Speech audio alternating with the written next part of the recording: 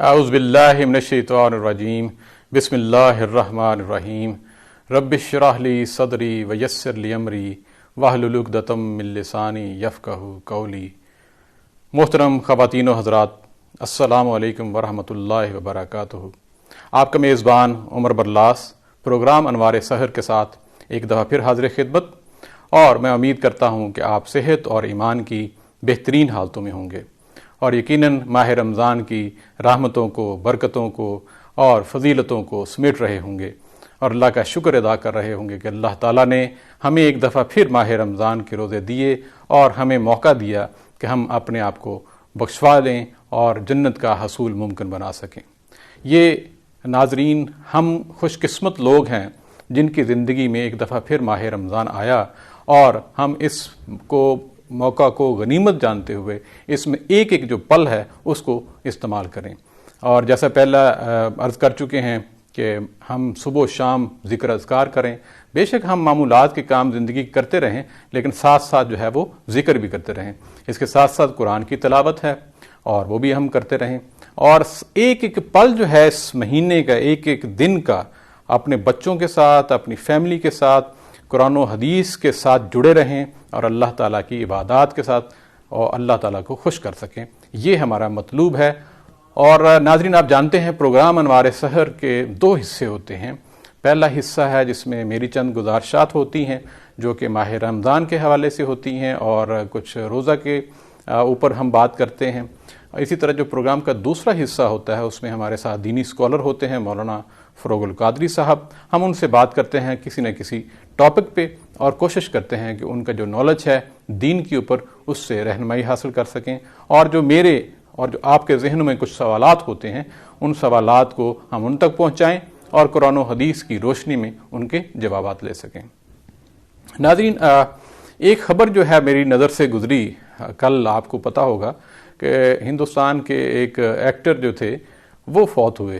ویسے تو دنیا میں بے شمار اموات روز ہوتی ہیں، لیکن اس خبر میں ایک خاص چیز تھی جس نے مجھے متوجہ کیا۔ آپ جانتے ہیں عرفان خان جو ہے وہ کل فوت ہوئے۔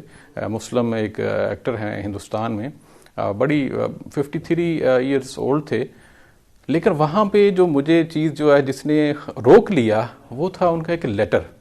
انہوں نے لیٹر لکھا تھا دنیا کے نام، اور اس کے اندر جو ہے وہ کئی چھپی ہوئی ایسی چیزیں تھیں جو میں سمجھتا ہوں آپ کے ساتھ شیئر کر سکوں۔ ہو سکتا ہے آپ کی نظر میں وہ لیٹر گزرا ہو یا نہ۔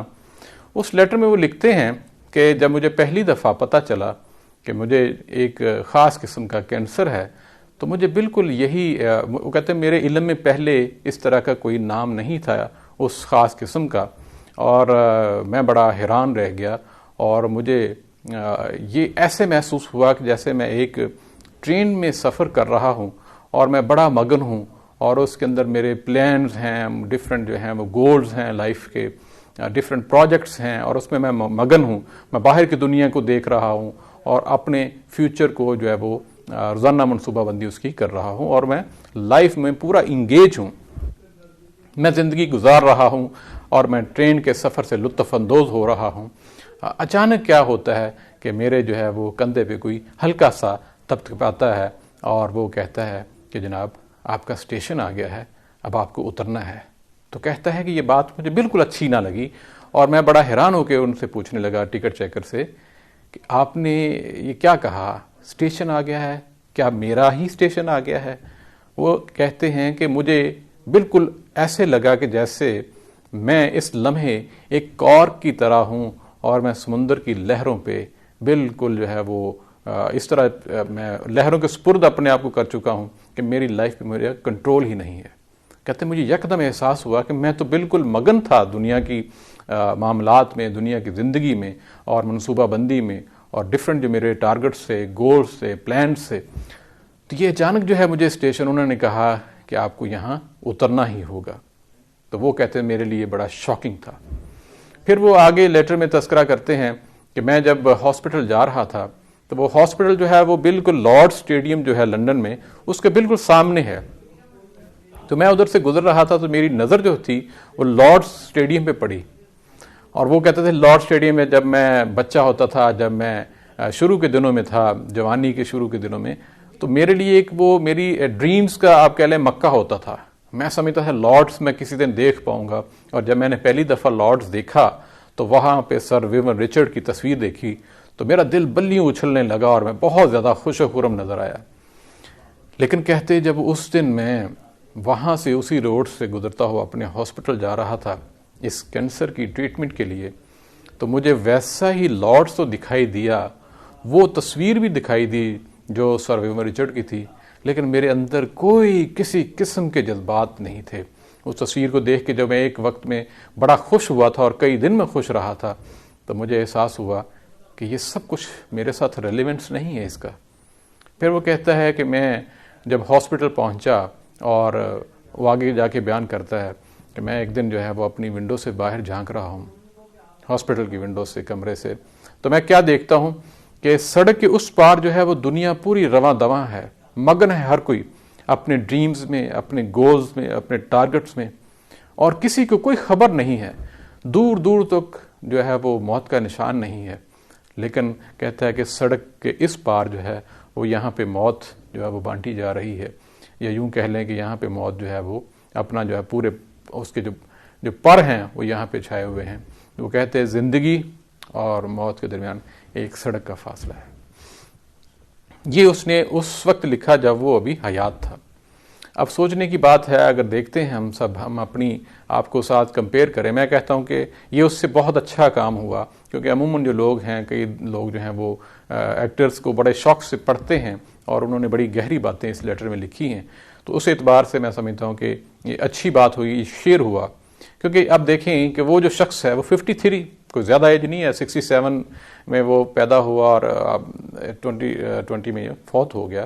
اور وہ شخص جس ماحول میں رہا اس کے پاس تو فیملی ڈاکٹر بھی تھا, اور ان کی جو ورزش اور صبح شام کی ایکسرسائز, ان کے تو ٹائمز ہوتے ہیں, اور ان کی خوراک بھی وہ نہیں تھی. کسی غریب آدمی کو پتہ نہیں اس نے کیا کھا لیا جس سے وہ بیماری پیدا ہو گئی. اس ساری چیز میں, ساری سٹوری میں جو چیز سمجھ آ گئی وہ یہ ہے کہ یہ ٹرین میں جس میں ہم سب جو ہے وہ سفر کر رہے ہیں, کسی بھی لمحے آ کے کسی نے جو ہے ہماری جو ہے بیگ پہ ٹیپ کرنا ہے اور کہنا ہے کہ آپ کا اسٹیشن آ گیا ہے. اس وقت ہمیں احساس ہوگا کہ ہم نے جو پلانز کیے ہیں, جو ٹارگٹس کیے ہیں, وہ ریلیونٹ بنتے ہیں اس اسٹیشن کے ساتھ.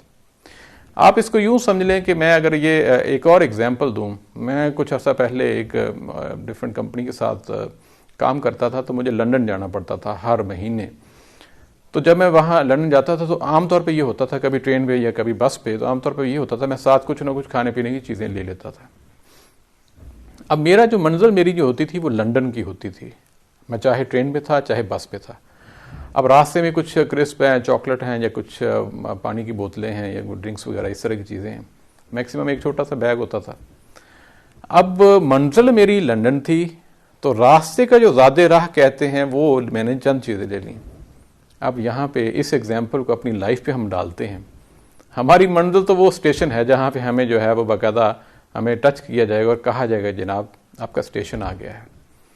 اور اگر راستے کے لیے ہم نے جو راستہ ایک ٹیمپریری ہے, اس کے لیے اگر ہم نے اتنا کچھ لے لیا کہ ہم اس راستے میں سارا کچھ ختم بھی نہ کر پائے, وہ ادھر ہی کے ادھر ہی پڑا رہ گیا, اب آپ خود اندازہ لگائیں کہ وہ تو مسافر بڑا بیوقوف ہوگا. کبھی کسی مسافر کو آپ نے دیکھا ہے کہ وہ راستے میں اس نے سفر کرنا ہے چند گھنٹوں کا, بے شک 10 گھنٹے بھی لگا لیں, لیکن اس نے جناب بڑے بڑے کارٹن جو ہیں وہ پانی کے رکھے ہوں, بڑے بڑے جو ہیں وہ چیزیں جو ہیں کھانے پینے کی جو ہے رکھی ہوں, ساتھ فروٹ کی ایک بوری رکھی ہو, نہیں دیکھا نا. یا وہاں پہ وہ اس ٹرین میں جو ہے اس طرح کے جو ہے وہ انتظامات کرنے شروع کر دیں گے, ساتھ قالین بھی لے آیا, کارپیٹ بھی اور چیئرز بھی لے آیا کہ یہاں میں بੈٹھوں گا, یہاں سے نظارہ کروں گا. ایسا مسافر آپ نے کبھی نہیں دیکھا ہوگا. تو لائف بھی اسی طرح ہی ہے اگر اس کو ہم سمجھ سکیں. یہ وہی بات ہے کہ جو چلا جاتا ہے تو ہمیں ایک خبر سی لگتی ہے, ایک سٹوری سی لگتی ہے, اور اس کے بعد کل کو پھر رواں دواں لائف رہتی ہے, کیونکہ ہم پہ نہیں آتی نا. جس دن ہم پہ آئے گی اس دن ہوگا کہ باقی لوگ اس طرح سوچیں گے کہ وہ ایک خبر ہے, وہ ایک سٹوری ہے, کہ وہ ایک آدمی تھا, وہ ادھر تھا, یہاں ہوتا تھا, یہاں پہ ٹرانسمیشن کرتا تھا, یا یہاں پہ وہ ریڈیو کا پروگرام کرتا تھا, یا یہاں پہ وہ ایک خبر ہوگی, چند لمحوں کی خبر ہوگی, کچھ دوستوں میں ڈسکشن ہوگا. یہی چیز آپ اپنے آپ کے اوپر اپلائی کریں جہاں پہ آپ رہتے ہیں, اپنے دوست احباب میں. ہر ایک نے چند گھنٹے یا چند دن جو ہے وہ تذکرہ کرنا ہے, اور اس کے بعد جو ہے بالکل اب بھول جانا ہے. ہر ایک نے کسی نے یہ نہیں سوچنا کہ آؤ جی ہم ہفتہ واری کوئی پروگرام کریں جناب وہ اپنے فلاں دوست کے لیے، فلاں انکل کے لیے، فلاں چچا کے لیے، فلاں آنٹی کے لیے. ایسا ممکن نہیں ہے. ہر کوئی اپنے اپنے کام میں مگن ہوگا، اور ہمارا اصل ٹارگٹ جو ہے وہ وہی ہے جس کے لیے امتحان گاہ ہے، جو اکثر میں کہتا ہوں کہ یہ رمضان خاص طور پہ ہم یوٹیلائز کریں، کیونکہ یہ ہم اس وقت جو ہے امتحان گاہ میں بیٹھے ہوئے ہیں. دنیا امتحان گاہ ہے، اور اس امتحان گاہ کا یہ جو خاص طور پہ 1 مہینے کا سفر ہے، یہ آپ یوں سمجھ لیجیے جس طرح وہ 3 گھنٹے کا پیپر ہوتا ہے، اسی طرح پیپر تو کافی ایک ہی وقت میں 8-10 پیپر بھی ہوتے ہیں. آپ یوں سمجھ لیے کہ ایک رمضان کو یا ان دنوں کو آپ اس طرح لے لیں کہ وہ 3 گھنٹے کا پیریڈ آپ کو ملا ہے، اور گھڑی جو ہے ٹک ٹک ٹک ٹک چل رہی ہے، اور گھڑی جو ہے وہ اپنا ٹائم وہ پاس کر رہی ہے. ہمیں اندازہ شاید نہیں ہو رہا. اگر ہم نے پورے کویسچنز جو ہیں جو کہ لازمی کرنے ہیں اس امتحان گاہ میں ہم نہ کر پائے اس ٹائم میں، تو پھر کیا ہوگا؟ وہ ٹائم واپس تو نہیں آئے گا. ہم یہ نہیں کہہ سکتے ممتحن کو جناب آپ اس طرح کریں، آج تو 3 گھنٹے چلو گزر گئے، آپ میرے لیے کچھ الگ سے انتظامات کریں، دوبارہ سے 3 گھنٹے کل کو دے دیں. آج تک ایسا ہوا ہے؟ بالکل نہیں ہوا. یہ جو ہم دنیا داری میں اس قدر الجھ گئے ہیں، اور دنیا داری میں اچھا ہم جب بات کرتے ہیں دنیا داری کی، اور پھر صبح شام ہم یہ بات کرتے ہیں کہ دیکھیں جی بات تو ٹھیک ہے، عبادات بھی اپنی جگہ ہیں، لیکن کہنے کا مقصد ہے میں اپنا کاروبار کیسے چھوڑ سکتا ہوں، میں اپنی زندگی کے معاملات بھی تو چلانے ہیں، میں ان بچوں کے لیے کھانا بھی تو کھلانا ہے. لیکن یہ عجیب و غریب بات ہے کہ بعض اگر بڑے لوگوں کو پڑھیں، ہمارا جو وہ کہتے ہیں نا کہ ایمان کی ایک بڑی کمزوری ہے کہ ہم سمجھتے ہیں کہ شاید اگلے مہینے یا اس سے اگلے مہینے یا اس سے اگلے 6 ماہ یا اگلے سال جو ہے اس رزق کا انتظام کرنا ہے. اگر آج نہ کیا تو کل کو کیا ہوگا؟ یہ جو چیز ہے نا وہ آپ کو یاد ہوگا علامہ اقبال کے ایک خادم تھے، خادم علی بخش غالباً ان کا نام تھا. تو ان کا ایک دفعہ انٹرویو ہوا تھا. انٹرویو بڑا انٹرسٹنگ ہے تو خاصا طویل، لیکن انہوں نے جو بات ان سے پوچھی گئی تھی کہ اقبال جو ہے وہ ان کا دن کیسے ہوتا تھا، ایک دن اقبال کے ساتھ کے نام سے یہ انٹرویو تھا، جو کہ 1956 میں کہیں چھپا تھا انگلش کسی جرنل میں، تو اس کے بعد میں ترجمہ کیا گیا تھا. تو انہوں نے یہ کہا، جو میں اس کے ایک حصہ جو ہے یہاں پہ آپ کو مینشن کرنا چاہتا ہوں. وہ کہتے تھے جب ان سے پوچھا کہ اقبال جو ہے وہ اپنے کام کاج میں کیسے تھے اور ان کا کیا طریقہ کار کیا ہوتا تھا، تو پہلے تو خیر وہ یہ بتاتے تھے کہ میں جب بھی صبح اٹھانے کے لیے جاتا تو عموماً وہ اٹھے ہوتے تھے. میں علامہ اقبال کی بات کر رہا ہوں. اور وہ جو ہے وہ اپنا تہجد پڑھتے تھے، اور اس کے بعد جو ہے وہ صبح کی نماز پڑھتے تھے. پھر وہ کہتے تھے کہ وہ قرآن پاک منگوایا کرتے تھے. یہ ڈیلی کی روٹین ہے، یہ نہیں ہے کہ ہم بعض اوقات جو ہے کسی اوکیزن پہ جو ہے وہ قرآن کو ٹچ کرتے ہیں، ادروائز ہم قرآن کے ساتھ کوئی تعلق ہمارا اس طرح کا نہیں ہے. تو کہتے قرآن کو منگوایا کرتے اور قرآن کو اونچی آواز میں پڑھتے، اور بڑی اچھی ان کی آواز بھی تھی. یہ ڈیلی کی روٹین ہے. اور ساتھ وہ کہتے ہیں کہ کچھ وہ کیسز کے کچھ فائلز تھیں وہ بھی منگوا لیتے تھے جب وہ قرآن پاک پڑھنے کے بعد، صبح کی تہجد، نماز، قرآن پاک، اور باقی جب سورج چڑھاتا تو پھر باقی جو ہے ناشتہ واشتہ کرنے کے بعد وہ چیز تھی. جو بات مجھے اس میں ایک بہت زیادہ میری توجہ چھینی جس بات نے، وہ یہ تھی کہ مہینے میں وہ کہتے ہیں جی کتنے کیسز لیتے تھے یا کس طرح کا ان کا حال تھا. تو وہ کہتے ہیں کہ ان کا جو ٹوٹل اخراجات تھے وہ تقریباً 500 روپے کے آس پاس سے، جس میں لاہور کے جو گھر کا کرایہ بھی تھا، اور اس کے بعد جو لاہور کا جو منشی تھا اس کی تنخواہ بھی تھی، جو ان کے گھر کے خادم تھے، جو ان کے بجلی کے بل یا جو اس دور میں جو بھی ان کے بل تھے، اخراجات، ٹوٹل اخراجات جو ادھر کے لاہور کے سارے ملا کے، سارے خادموں کے، ملازمین کے، ہر جگہ کے آنے جانے کے، ٹرانسپورٹیشن، سب کچھ ملا کے جو ہے وہ تقریباً 500 روپے ہوتے تھے. تو وہ کہتے تھے کہ علامہ اقبال کا یہ ہمیں خاص طور پہ آرڈرز تھے کہ آپ نے کیسز اتنے لینے ہیں جب یہ 500 مکمل ہو جائیں. تو وہ عموماً کہتے تھے کہ ہوتا یہ تھا کہ ہم بعض اوقات مہینے کی پہلی 5 تاریخوں میں یا 6 تاریخوں میں اتنے کیسز آ جاتے تھے کہ ان کی جو فیس ہوتی تھی وہ 500 کمپلیٹ ہو گئی تھی، تو ہو جاتی تھی، تو علامہ اقبال ہمیں روک دیتے تھے مزید کیسز دینے کو. اور بعض اوقات ایسے بھی ہوتا تھا کہ ہم 7-8 تاریخ کو ہوتے تھے یا 10 تاریخ تک میکسیمم چلے جاتے تھے.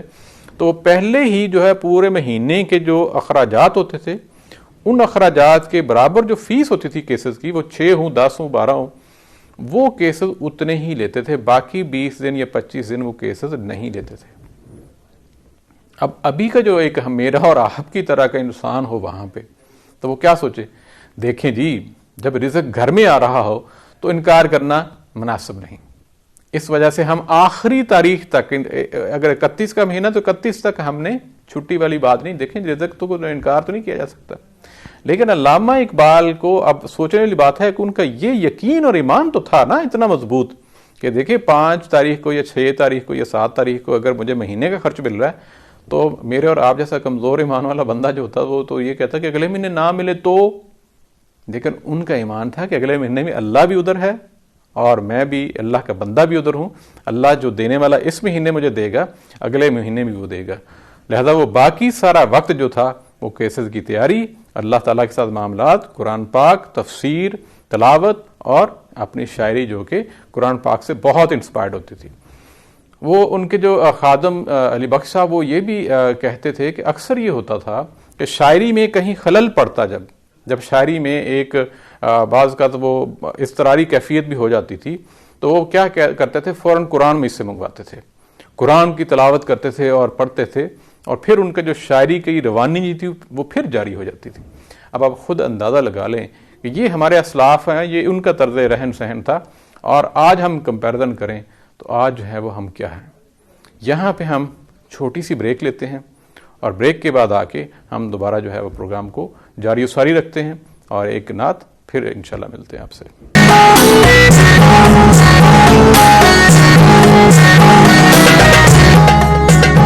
جی ناظرین، ایک دفعہ پھر پروگرام انوار سحر میں آپ کو خوش آمدید کہتے ہیں اور پروگرام کے ہم دوسرے حصے میں داخل ہو چکے ہیں جہاں پہ آپ کو پتہ ہے ہمارے ساتھ ہوتے ہیں مولانا فروغ القادری صاحب جو ہمیں قرآن و حدیث کی روشنی میں ہمارے پوچھے گئے سوالات کے جوابات دیتے ہیں. تو سب سے پہلے تو ان کو میں خوش آمدید کہتا ہوں. السلام علیکم مولانا. وعلیکم السلام ورحمۃ اللہ. مزاج کیسے ہیں آپ کے؟ ماشاءاللہ الحمدللہ خیریت ہے، دعائیں آپ کی. تو آج کا ناظرین جو اس طرح پہلے بات ہو رہی تھی، آج کا جو ٹاپک ہے ہمارا وہ قرآن کا مطلوب جو انسان ہے وہ کون ہے. تو ہم مولانا صاحب سے درخواست کریں گے کیونکہ ٹائم جو ہے وہ آج سحری کا 2:05 پہ ہے، اس وجہ سے ہمیں ساری چیزیں جو ہے جلدی جلدی کور کرنی ہیں. تو آخر میں کچھ ہم سوالات جو آپ کے بھیجے ہوئے ہیں وہ بھی مولانا صاحب سے پوچھیں گے. تو مولانا صاحب سے درخواست ہے تو اس پہ روشنی ڈالیے پلیز. بسم اللہ الرحمن الرحیم. آپ کا سوال بہت اچھا ہے کہ قرآن کا مطلوب انسان کون ہے. اس سے مراد یہ کہ قرآن کے لوگوں کو براہ راست مخاطب کرتا ہے. قرآن عظیم نے مختلف مقامات پر افراد انسانی کو مخاطب کیا ہے، ایمان کے اعتبار سے، اعمال کے اعتبار سے، عقل کے اعتبار سے، بصارت کے اعتبار سے، بصیرت کے اعتبار سے. جی یہ ایک پھیلاؤ ہے مضامین کا جسے آپ کہہ سکتے ہیں. مثال کے طور پر قرآن عظیم میں بارہا ارشاد فرمایا گیا کہ عمل کے ساتھ ساتھ ایمان کی دعوت دی گئی، اور کبھی کبھی انسان کو بتایا گیا کہ بے شمار سورۃ العصر کو آپ لے لیں کہ قسم ہے زمانے کی انسان گھاٹے میں ہے، والعصر ان الانسان لفی خسر، قسم ہے زمانے کے انسان گھاٹے میں. تو قرآن کا جو مطلوب انسان ہے دیکھا یا سورہ عصر میں موجود ہے. صحیح.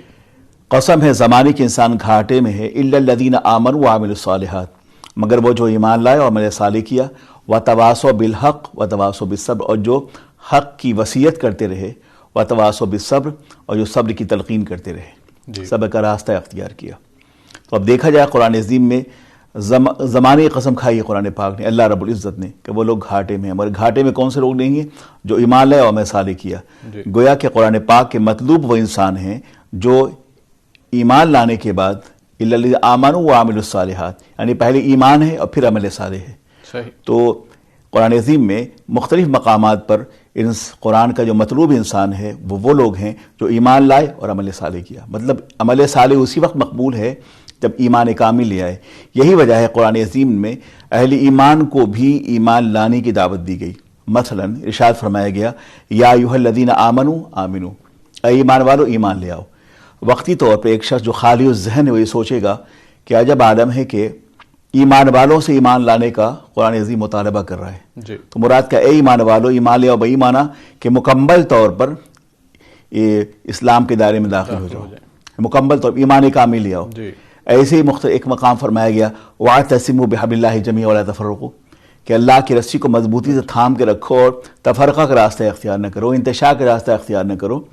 جو احکام الہی ہے اس کے آگے جھک جاؤ، سر تسلیم خم کر لو. جی. یہی وجہ ہے کہ اسلام جو ہے اس کے معنی ہوتے ہیں تسلیم، ٹوٹل سبمیشن ٹورڈس اللہ المیٹی، کہ اللہ کے احکامات کے آگے جھک جانا وہ اسلام ہے. اسی طرح قرآن عظیم کا مطلوب انسان کہ قرآن چاہتا ہے کہ اس کے پڑھنے والے، اس کے ماننے والے فتح یابی اور کامرانی حاصل کریں۔ ہمارے ہاں جو فتح یابی اور کامرانی یا سکسیسفل جسے آپ کہتے ہیں، یہ وہ لوگ ہیں جو کاروباری ہیں، یہ وہ لوگ ہیں ارباب اقتدار ہیں، جو بزنس مین ہیں، جو صاحب ثروت ہیں، جو برادری کے اعتبار سے بڑا ان کا اثر و رسوخ ہے، سو کال ان کے پیچھے اموال اور اولاد کا ایک ہجوم ہے۔ لیکن قرآن عظیم نے وہ لوگ جو صاحب اولاد ہیں اور صاحب مال ہیں ان کو یہ کہا ہے کہ وہ لوگ کامیاب نہیں ہیں۔ انما اموالکم و اولادکم فتنہ، قرآن پاک نے کہا ہے نا کہ تمہارے مال اور تمہاری اولاد فتنہ ہے۔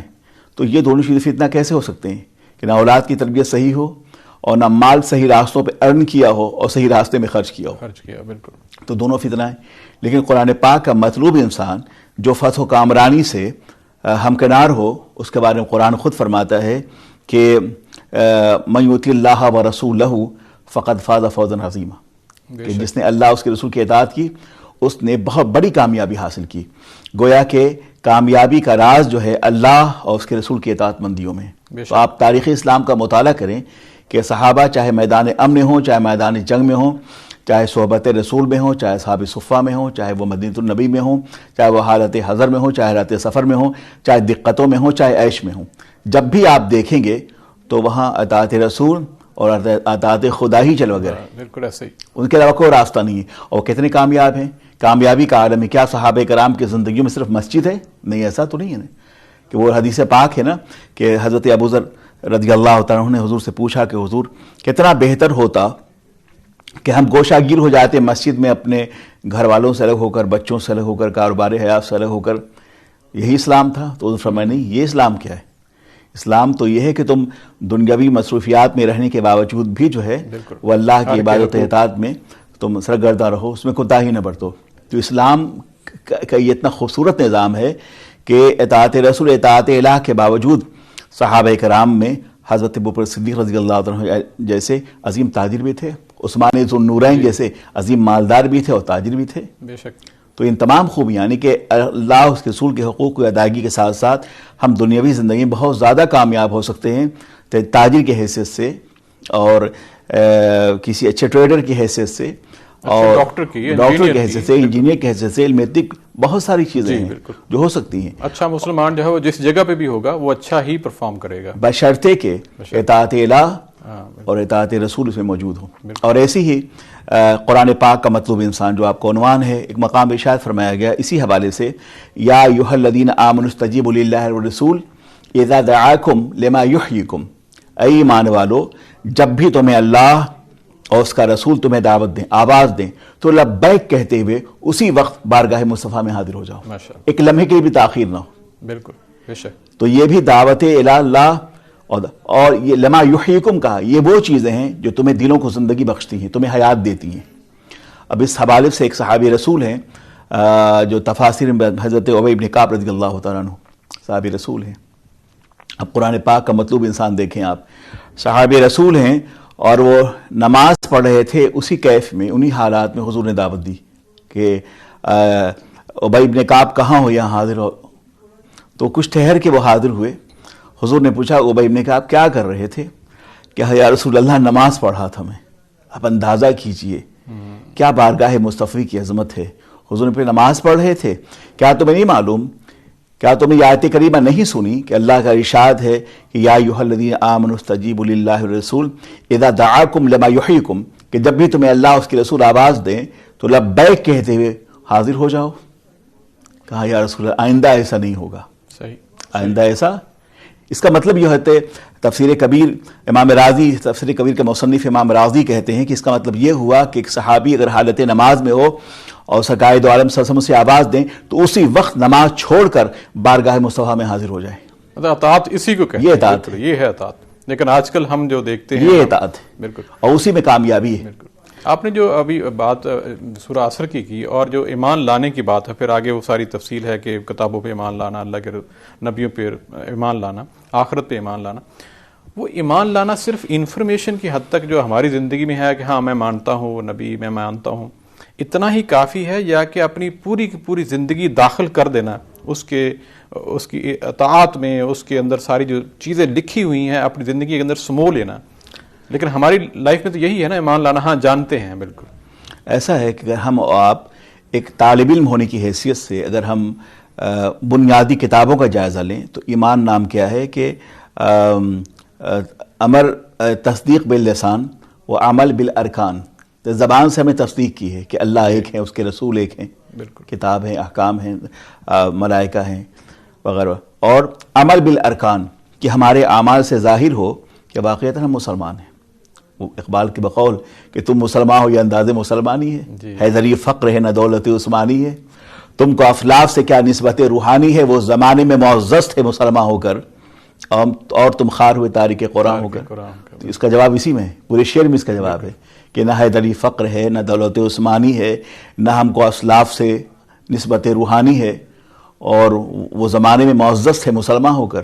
تو ان کی معزز تھے بہی معنی کہ ان کی عزت، ان کی شہرت اور ان کی کامیابی اور ان کا بامراد ہونا، ان کی عظمتوں کی ساری کمائی اور متاع حیات جو تھی وہ اللہ اس کے رسول کی اطاعت تھی، بے شک ہے نا، اور ہم خار ہو گئے تاریخ قرآن ہو گئے۔ قرآن پاک کے جو احکامات ہیں ہم نے وہ سائڈ پہ رکھ لیے، بظاہر مسلمان ہیں لیکن ہم کاروبار کرتے ہیں تمام حرام چیزوں کا، اگر ہم شراب بیچتے ہیں، شراب پیتے ہیں، لیکن میں مسلمان ہوں، یہ جو دو تضاد ہیں یہ والا ختم کرنے کی ضرورت ہے۔ جیسے آپ نے پوچھا نا کہ ایمان کیا ہے، ایمان کی صرف ہرگز نہیں کہ صرف زبان سے کہے کہ ایمان ہے، ہم مسلمان ہیں، بلکہ تصدیق کرنا، اس کا تعلق قلب سے۔ تصدیق جب ہوتی ہے نا تو وہاں نہ کوئی کس بیانی واہمہ وہاں نہیں ہوتا، تصدیق کر لی، اور پھر اس کے بعد جو ہے عمل بالارکان کہ ہمارے حالات سے، ہمارے اعمال سے وہ ظاہر ہوں کہ واقعتاً ہم مسلمان ہیں، مگر ایسا تو نہیں ہے۔ اب جیسے رمضان پاک ہے مثلا، قرآن کا مطلوب انسان کیا ہے؟ قرآن کا مطلوب انسان یہ ہے کہ رمضان کا روزہ اس لیے فرض کیا گیا کہ تم متقی ہو جاؤ، یہی ہے نا، متقی ہو جاؤ۔ رمضان پاک میں مسجدیں بھری ہوتی، اب تو چونکہ کرونا وائرس کی وجہ سے ایک عذر ہے، اچھی بات ہے، کہ گزشتہ 20 سال سے ہمارا اس ملک میں قیام ہے، برطانیہ میں، تو آپ دیکھیں کہ مسجدیں بھری ہوتی ہیں کب؟ رمضان پاک میں، تراویح میں۔ اس کے بعد کیا ہوتا ہے؟ جیسے چاند نظر آیا یعنی کہ مسجدیں خالی ہو گئی، ویران ہو گئی۔ تو کیا رمضان کا پیغام یہی تھا؟ آپ نے یہ بار بار کہا کہ رمضان پاک چونکہ تربیت کا مہینہ ہم سیکھتے ہیں، تو کیا ہم نے رمضان کے 29-36 دن یہی سیکھے تھے کہ چاند دیکھتے ہی ہم گل ہو جائیں بتی کی طرح؟ صحیح، بالکل کیا ہے؟ تو اس سے کیا حاصل ہونا ہے؟ صحیح بات، اپنی زندگی کے ہر عمل میں اسلام جھلکتا ہو۔ آپ اگر کہیں بات کر رہے ہیں تو پتہ چل رہا ہو کتنی آپ قرآن اور حدیث اور اللہ کے رسول کی سیرت آپ کے نظر میں، ذہن میں ہو کہ آپ کسی کے ساتھ معاملہ کر رہے ہیں، کہیں کانٹریکٹ کر رہے ہیں، کہیں کوئی بزنس ڈیل کر رہے ہیں، وہ آپ کو یاد ہوگا، آپ کو پتہ ہے کہ وہ ایک گندم کا ڈھیر تھا کہ اس کے اندر جو ہے وہ جب اللہ کے رسول گئے تھے تو ہاتھ ڈالا تو وہ گیلی تھی، تو وہ والی بات ہے کہ اوپر جو ہے وہ خشک گندم، چھوٹی چھوٹی چیز جو ہے ہم آج کل جس طرح ملاوٹ والا معاملہ ہے، تو وہ کہنے کا مقصد وہی آپ کی بات درست ہے کہ ایک ایک عمل سے جب تک جو ہے وہ اسلام آپ کا نہیں چھلکے گا تب تک ہم پورے ایمان کی وہ کیفیت میں نہیں آئیں گے۔ یا آپ دیکھیے نا کتنا بڑا ظلم ہے اپنے اوپر، اپنی ذات پر، اور خدا کو دیے گئے وعدے سے ہم اسی دن ہم نے انحراف شروع کر دیتے ہیں۔ اب دیکھیے کہ رمضان مسلسل مسجدیں بھری رہیں، اس کے بعد کیا رہا اب کہ ہم چاند دیکھتے ہی جو ہے مسجد سے غافل ہو گئے۔ تو اب پورے مہینے ہم نے کیا سیکھے؟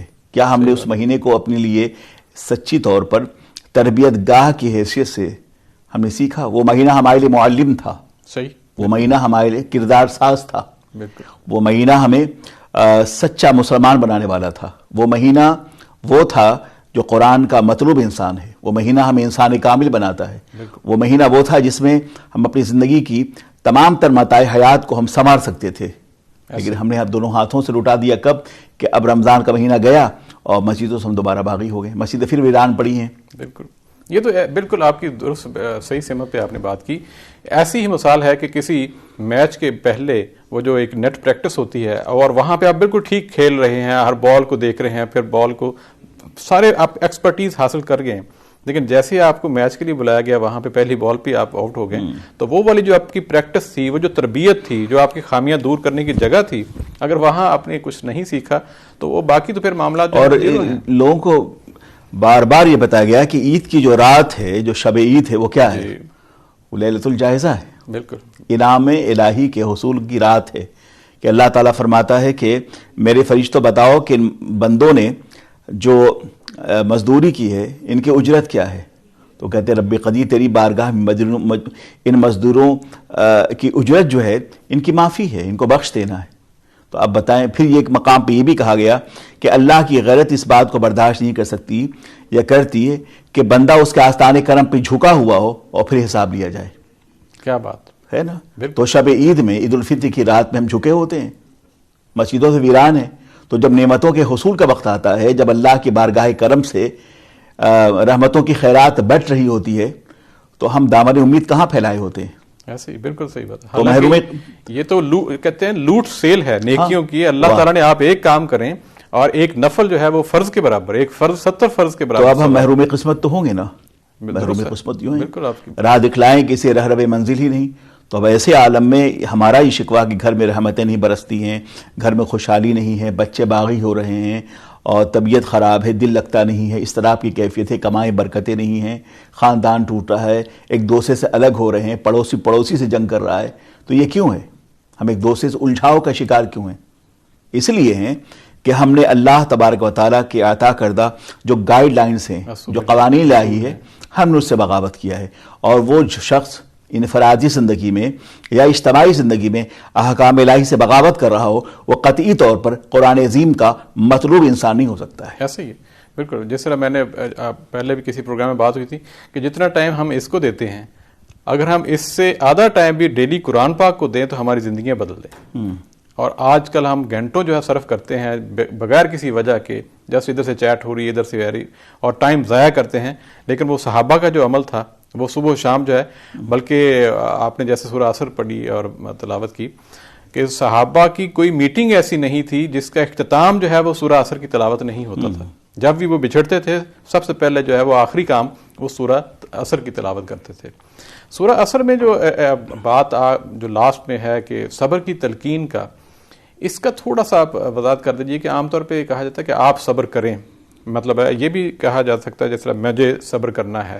اب یہ ہے کہ ہم ایک دوسرے کو صبر کرنے کی تلقین کریں، جسٹ ہم یہ کہہ دیں کافی ہے کہ آپ کو مشکل وقت میں صبر ہے۔ اس سورہ کے اندر یہ جو آخری صفت ہے مومن کی، اس میں تھوڑا سا وضاحت کیجئے کہ اس میں کیا بتانے کی وقت بہت کم ہے۔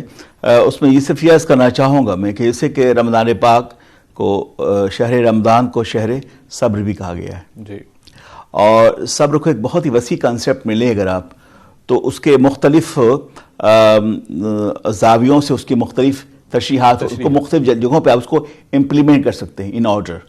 لیکن مختصر یہ کہ اس کو رمضان پاک کو شہر صبر بھی کہا گیا ہے، تو اس کا یہ کہ اگر رمضان پاک میں کہا گیا تم حالت روزہ میں ہو، تم سے کوئی لڑتا ہو جھگڑتا ہو، اس سے کہا جائے بھائی میں روزے سے ہوں، ٹھیک ہے؟